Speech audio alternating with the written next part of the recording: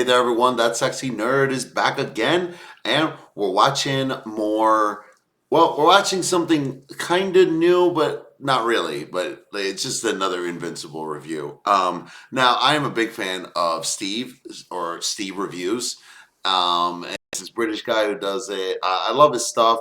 I love all of his sarcastic humor, and I love his actual humor. So his sarcastic British humor. Um, and he's covering Invincible season one. I mean, season two and season three. We already covered season one, and he never covered season two, which was weird. So he's trying to catch up. So yeah, I'm really interested, and I'd love to hear what he says. So I thought I'd make a video. And that's the long and short of it. If you guys have never seen this guy's actually very funny, and give him a like and give him a subscribe because he's got some good stuff on there. But that's all I can say about that. Then let's just get into the video. And remember, please smash that like button if you want to see more sexy and nerdy content, and subscribe if you deserve. And remember, sign up for my Patreon for all my latest reactions to all my latest videos. And let's do this now. So ornery, so ornery, so ornery and real wrong. Just got done watching Invincible season 3, and yeah, it's quite the season. Yes, it is. So got a fair bit to say about that, but also realised that I never actually did a season 2 review, so may as well quickly touch base on that too. Fair I don't enough. think I got round to reviewing this because they split the season into 2 parts, Yeah. and each part only had 4 episodes in it. Shit was awful. So I didn't want to watch 4 episodes, then wait 4 months, and then have to pick it back up again. Problem was that when part 2 did eventually start airing, I just wasn't feeling the hype for some reason. So thought, sod it, I'll wait till season 3, and then just binge them both. Well, season 3 has just aired, so here's my thoughts on season 2. I think it's cool on how we do get time to see people trying to rebuild their lives after the fight in Chicago, even down to how people lost their jobs because the place they used to work in has now been destroyed. It's that little attention of detail that you don't really see in many other shows, and it just makes the world feel more real. And speaking of real, there was another little thing I appreciated, in which Eve is trying to go about and help people out. She notices the city won't approve the construction of a community park, so she takes it upon herself to bypass all the red tape and just constructs one herself. Right. I honestly would have done this if he had done this whole thing for season 2. I would have reviewed his movie like that. I mean, his video like that. And if anything, if you guys like this guy, let me know in the comments if I should do more. Pretty cool, right? Wrong. Because it turns out the reason a park wasn't approved in the first place was because it was located on unstable grounds, which resulted in Eve's park collapsing and killing a bunch of innocents in the process. They did not kill.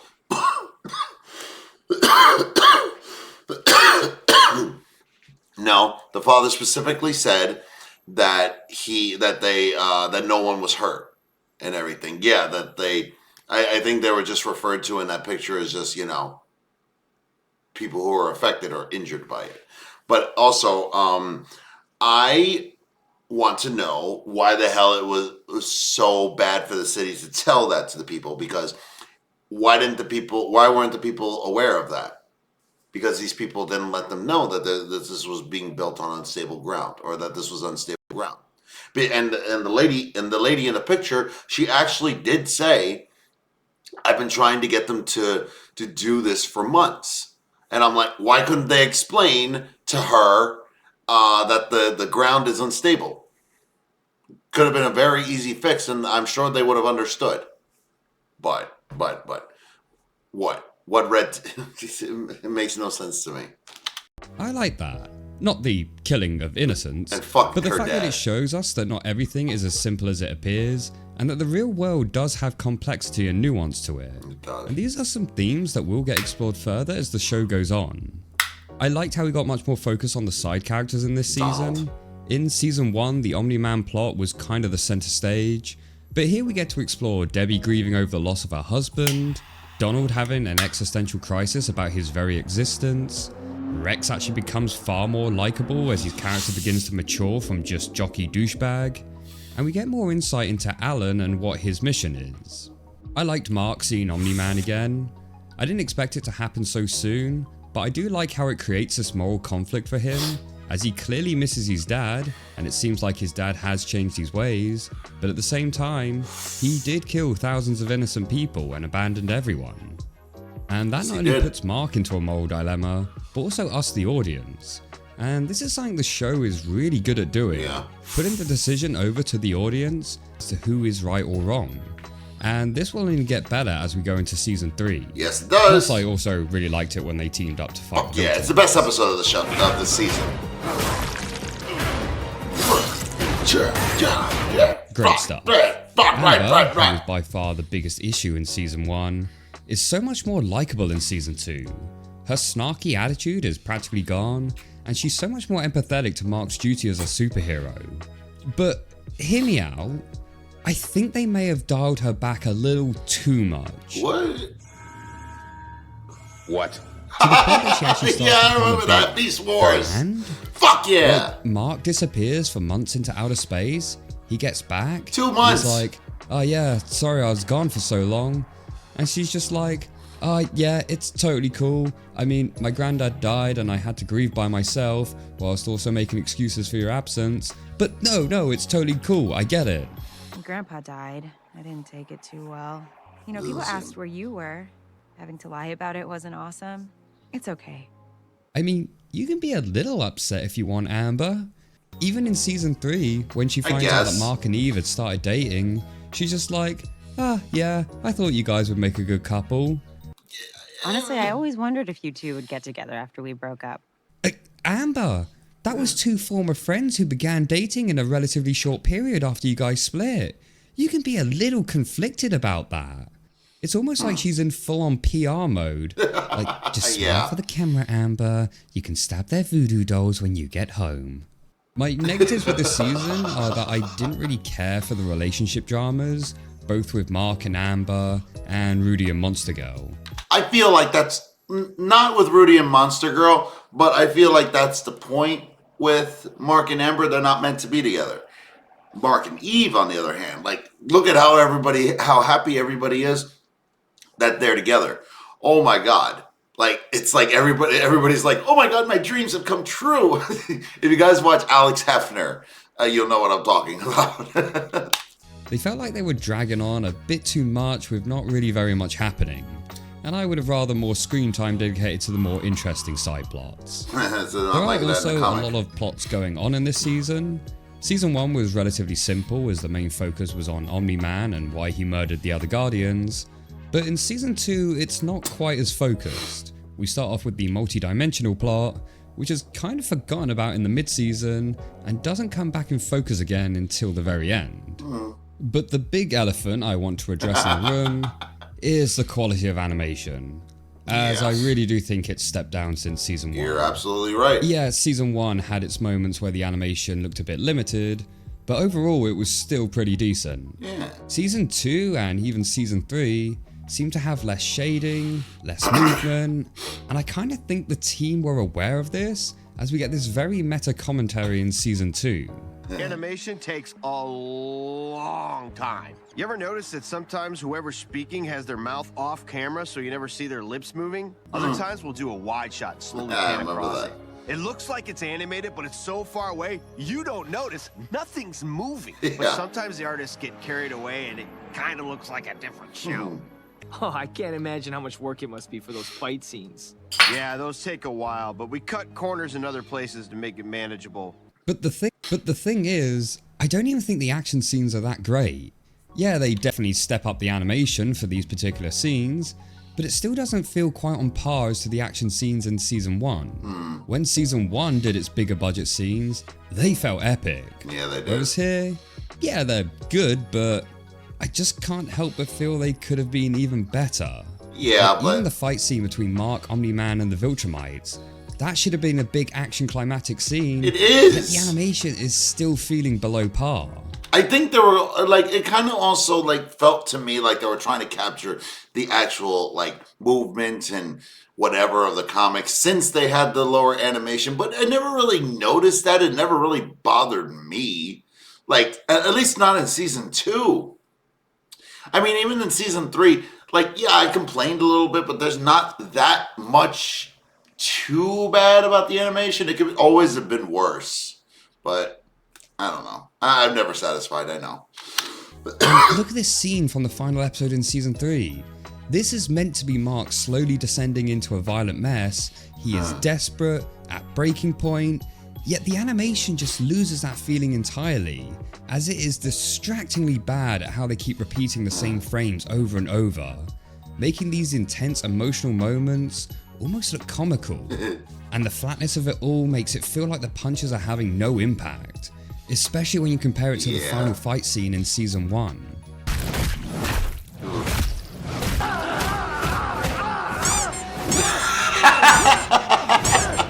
There was this cool video I saw by the guy on YouTube. Yeah, I saw it. Who shows how he took certain scenes from the show and added more lighting, shading, and detail. And you can see it just how much it drastically improves the quality and emotion. Yeah, it does. And when you see this, you really can't help but feel sad about how elevated this show could have been. But I mean, I don't understand why they don't just hire more people or, you know, do whatever. They have the money for it. Again, Jeff Bezos is one of the richest people in the world. Why can't more money be put into the show? Why? It's clearly like one of Amazon's biggest shows. what's even more interesting than the video is the comment left below from a user who claims to be part of the VFX/compositing team from Invincible. What? And they I gotta watch responded that this. video, by the way. I actually was on the VFX/compositing team for Invincible for seasons 2 and 3. Trust me when I tell you there are a lot of sequences where we would have wanted to take the final look to this level. But with most episodes having upwards of 200 plus FX shots, this just isn't feasible given the delivery timelines. Also, the team was comprised of about 4 people, including the editor. Maybe if we had 10 plus compositors all taking shots, then maybe. But with such a small team, it wasn't possible. Why can't they hire more people? Yeah, that's the sad reality of it. With a limited budget and tight deadlines, corners needed to be cut. So do note that when I criticize the animation of the show, it's not an attack on the animators themselves. They're clear. That's me too. Again, like everybody's like, you know, everybody was like, yeah, you should make something better. And I'm like, no, I shouldn't have to do that. These people have all the money and the resources that I'll probably never have in my entire life. And yet they still can't make something like that people on YouTube can do better. That's like, we're okay with Disney, or, you know, we're okay with criticizing Disney, but like this, what's going on here? Like, you remember The Mandalorian? Like the end of The Mandalorian when season 2 when Luke came out and how bad the VFX were? And then some people on YouTube were able to do that? Yeah, we were able to be okay with that then, but what's going on now? Really working to the best of their limitations, but the sad reality is the quality is lacking because They of gotta it. hire more I really people. hope that this can be improved upon in future seasons, but if I'm to be real, I don't hold much hope. Probably not. Animation is kind of the afterthought to most producers, and Yeah. most people just simply don't care enough. So if no one's complaining, nothing will change. A lot of people are With that out complaining. of the way, let's talk about season 3 and some of the better stuff that came along with it. Yeah! First up, I'm really glad they didn't split the season in half again. Thank God they at least learned from their past mistake. Yeah, And overall, season 3 is really good. it is. Like, man, do they really dial up the dark tone and violence in They this do. one? It is just so fucking brutal in places. Swearing doesn't make you cool. Oh, right. Sorry. So, what's to talk about? Well, Debbie has a new partner who I had to look up because I don't really remember his name. Paul? Paul? Why not? Paul is a I like Paul. fine enough character. There's nothing really bad to say about him, but he also feels like a bit of a cardboard cutout. And I don't mean that in the limited stiff animation sense, but in that he just doesn't seem to have much depth to him. Other than, yeah, he just seems like a nice normal bloke. You know, when I started in real estate, there was a bit of a turf war going on in this high-end neighborhood. But after I So went what? door to door and introduced myself to the entire place, I was the only agent. They literally were like that too. It's all about reputation, right? Yeah, you get it. You know what I mean. Yeah.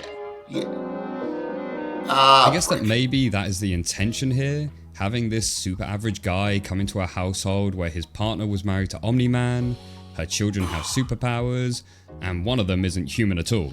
but it does then make him seem very bland in comparison. If anything, he Honestly, scored. I thought they were leading up to him getting killed off at the end of the season, because there really didn't seem to be much other reason for him to be there. You know, honestly, it's a little different in the comics too. You barely see this guy. You barely see this guy. You've seen him way more in the in the show than you ever see him in the comics. If anything, I think in the comics she might have been doing the she might have been having sex with Art, like what is it, Mark Hamill's character in the show. But here, at least she's been like doing okay and having a good relationship with this guy. And I think what they're doing is like they're really gonna have Omni-Man meet him. They're gonna try and do a new scene where it's gonna be really awkward, and you're gonna be like, "Hey, is he gonna kill him? Is he not?" Tune in to find out. I mean, I miss Saturday morning cartoons. But anyway, yeah. I feel like they're gonna do something different than what they did in the comics, because the way it's handled in the comics, again, Paul's an afterthought of an afterthought in the comics eventually. So, I mean, I don't want to spoil too much, but yeah, basically, he's way more developed in the show than he ever was in the comics. So I do appreciate the show for doing that. Unless, of course, he's got plans to be killed later on. I don't think so. Mark and Eve are now officially together. Shippers rejoice. Yeah. Which, yeah, I think is the right call. They definitely have more chemistry than Mark and Amber ever had. Yes. And Eve acts as much more of a grounding rod for Mark, being super supportive, logical thinking, and being able to empathize with his struggles. I actually saw this hilarious post online.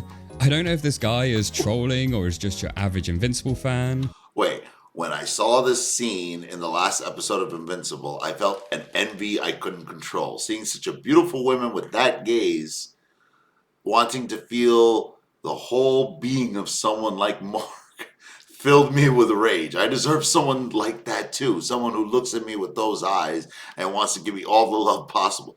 Just look. Just tell me. Don't you feel some kind of envy or something in this scene? I'm not criticizing Mark. He seems like a great guy, but I don't know. Eve serves someone better, someone like me. She's a cartoon character, bro. Like, calm down. But what I can say to this is, well, he's not wrong.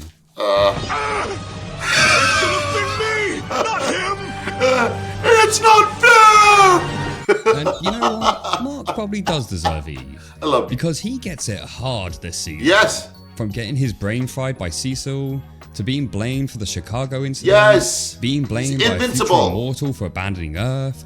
Having to deal with Oliver. To taking some absolute savage beatings.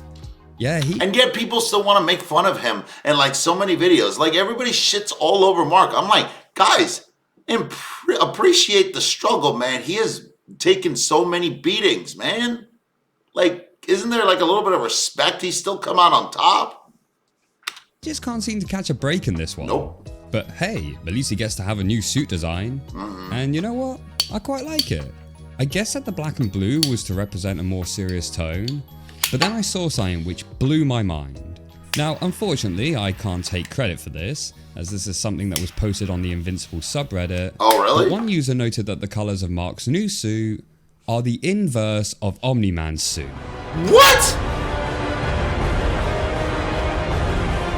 Oh, shit. We're through the looking glass here, people. Then we have Oliver. Yes. Who, look, is all grown up. Oh, and look. You're gonna he's like a Oliver, aren't superhero you? just like Mark. Well, Aw. isn't that just the most adorable holy shit?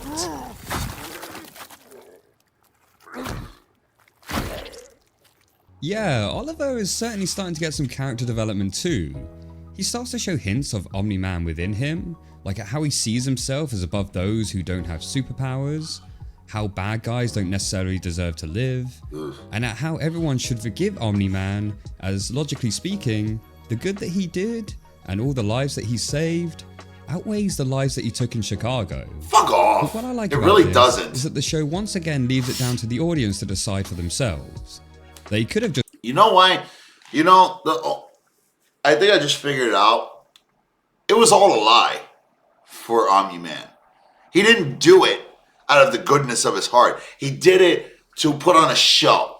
That's all he was doing, putting on a show. I know, yes, he eventually fell in love with the people, but in his mind, he was putting on a show for these people. Never forget that he was still thought that he in his mind he thought he was like lying and put on the best show. I'm putting on a character for these people. Some manipulation. He is not absolved of his crimes. It doesn't absolve any of his crimes, and I wish Oliver could be able to see that, but it's his dad. You know, you're not going to be able to convince him otherwise.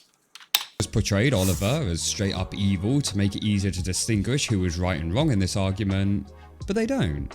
Oliver is still a good kid at heart and wants to do good for the world, and so it creates much more of a moral grey area for us to ponder over. But it does leave us all wondering, what direction will Oliver start leaning towards the more as he continues to grow up? Yeah. You act like you know everything, but do you ever think that maybe Dad was right? Then of course we have the big conflict of the season, Mark versus Cecil, in which Mark discovers that Cecil has been using former criminals in order to help save the world. Cecil insists that these criminals have been reformed, but Mark doesn't agree with this, as he believes those people have caused too much harm and damage, and therefore don't deserve a second chance. This escalates as Cecil begins to feel threatened by Mark, and so uses a device to zap Mark's brain that he had implanted in there at an earlier stage, It's the inner ear, which not then brain. leads to the two becoming enemies. Now, I'm just going to say it right off the bat, I'm on Team Cecil here. The fact that the use of these former criminals is what ended up saving Mark and the other heroes in the first place should be enough to prove their worth. It also feels a little bit hypocritical for Mark to say that these criminals are beyond reform, whilst he also shows sympathy to his father, who arguably caused far more damage and harm. We also get a nice look at Cecil's past to show how he was also once against the idea of criminal reform, but throughout the years realised it was a necessary evil, in which we then get this great line. We can be the good guys, or we can be the guys that save the world. We can't be both. The only part I think that Cecil goofed up was at how he was far too quick on the trigger finger to neutralise Thank you. You know, I said that during my reaction. I said the exact same thing, that he was way too quick to be like that. I mean, it was the same way in the comics too. Well, it was a little bit different in the comics, but also I feel like he jumped to it too quickly here. Like, you know, but then again, it also makes sense. I'm not criticizing the show, nor am I criticizing the writing. It makes sense because the guy thought he could trust Omni-Man. He thinks he like what is he going to do about his son? What if he's been lying to him for the whole time as well? That has to be in the back of his mind. I know that, like, yeah, he's a kid and like that's impossible, but then again, he has no idea about Viltrumites or any of like what exactly has been going on. So it could have all been a show in his mind. So yeah, I guess he has a right to be the way he is. and therefore caused the whole situation to escalate.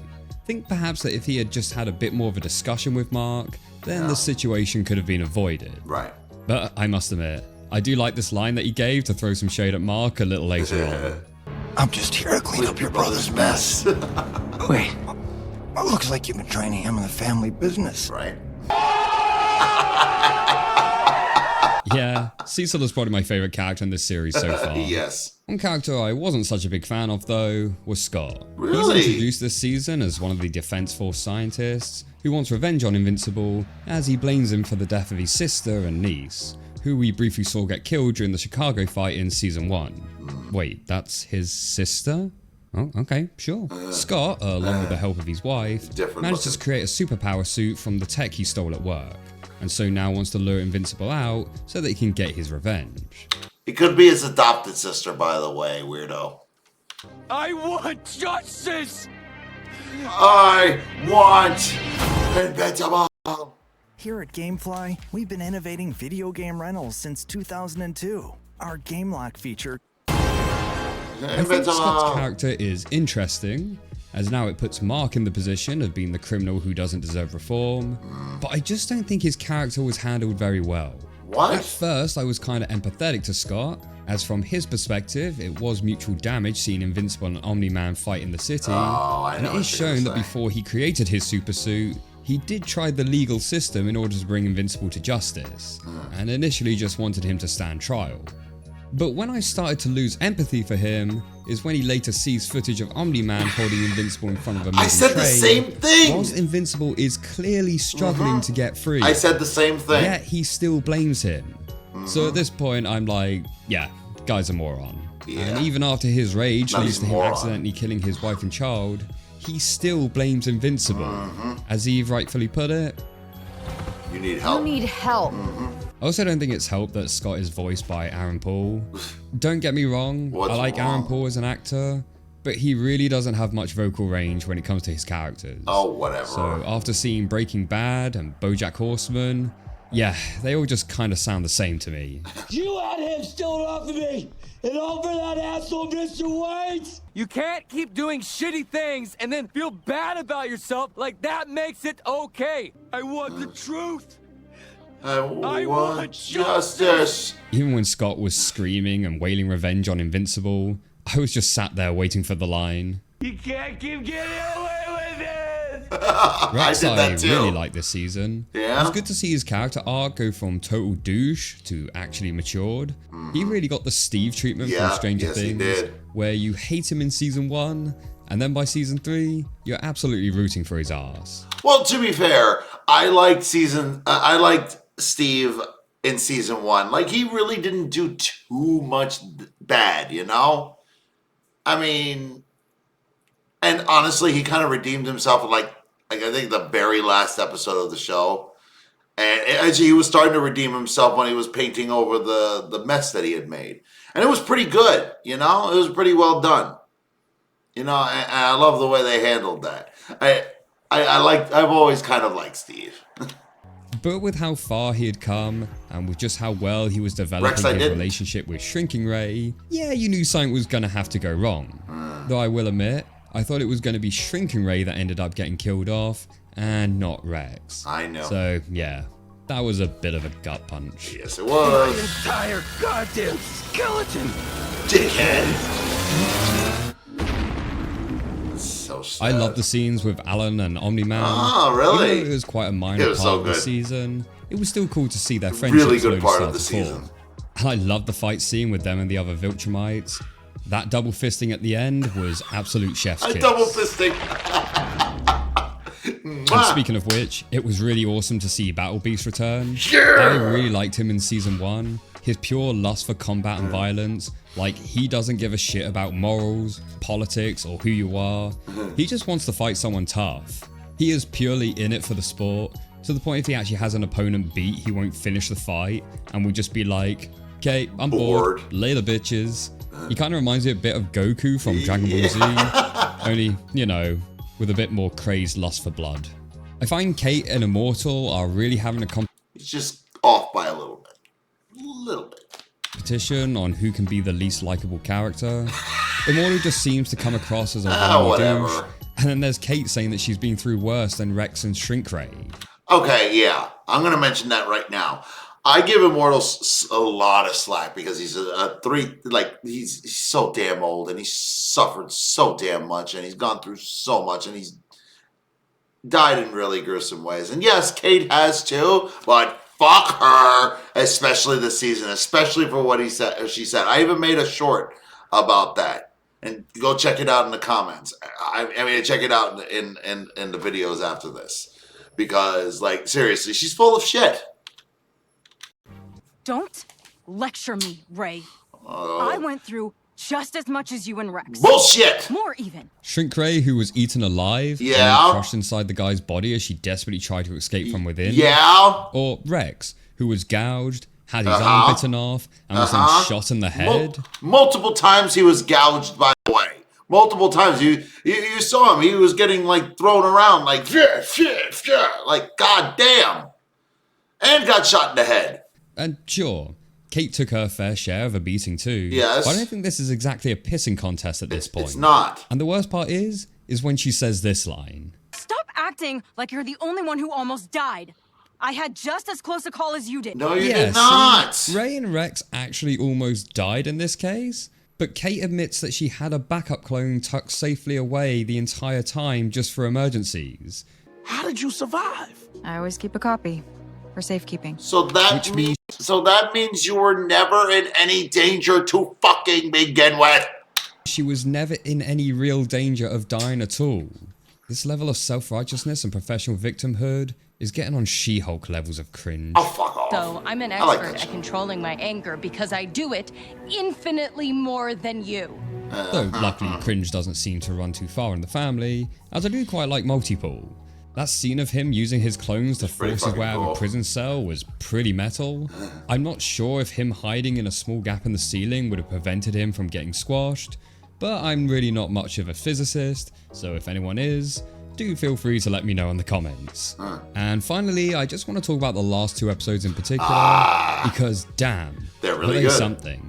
Episode 7 is just full on action packed as we get to see all the different marks causing havoc and destruction on the planet. I was so scared. Remember, I was so scared as to how this episode wouldn't work because like it was only going to be 1, but man, did they pull it off in spades. It honestly might be better than the finale in some places. I really liked how we get to see a bunch of marks from different universes and how they all have these different levels of evilness, such as how not all of them actually killed their mums, and this one particular mark who states that he misses William. Yeah. I miss William. Aww. I really hope we get to see more of these guys in future episodes. And it would be cool to know some of their backstories a bit more too. Actually. Especially the one that said he also killed his father. Now that would have been one hell of a fight to see. Spoilers, you're not going to see them for a while. Probably like another 2 seasons, maybe 3. So, really, if they were... Because, like, honestly, I would say they should make more shorts or more specials. But apparently the Adam Eve special did not do well, which is fucking mind-blowing to me because I'm like, it's really good. It's really good. And, I really wish they would do that. I wish they would make a short for Rex Explode. Or maybe they can do that. Or maybe even make animations of what happened with Mark. They can make a sideshow of what happened with the Marks in other universes. It could be like Boys Diabolical. I don't know. There's ideas. But just when they've defeated the Marks and you think it's all over, everyone is trying to pick up the pieces, when suddenly Conquest turns up. Which leads us into the final episode. Holy heck, this episode was brutal. Take what happened in the season 1 final episode and dial it up to 11. Yep. Ooh, wow. This episode was relentless in its violence. So crazy. Limbs getting broken, teeth flying, Oliver nearly getting ripped in half was gruesome. Eve spilling her intestines out, civilian deaths through the roof. It was crazy. It had it all. And you can tell this is where a good chunk of the animation budget went. Yeah. It has It really had to be. stepped up for the fight scenes here. You really But had at the same to. time, it does also feel a bit lackluster in places. Oh, whatever. I really like Conquest. He's this incredibly powerful maniac who loves nothing more than to inflict pain upon people, but is also kinda lonely. I am so lonely. Roundry. No one talks to me. No one wants to be my friend. They think I am unstable. Okay.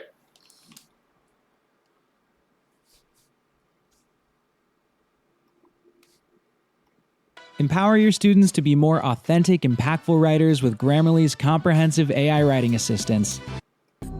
Okay. Before he obviously makes fun of the scene and makes jokes about it, it honestly is very, very sad because he's honestly appealing to the heir of Argyle.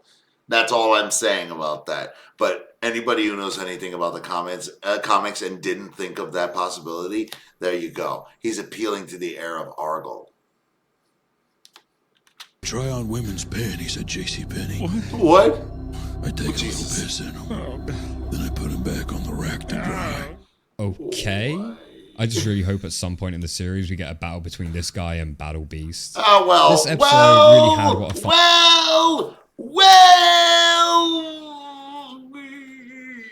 Just you wait and see, buddy. Final episode deserved. Great action, great violence, and great emotion. Absolutely.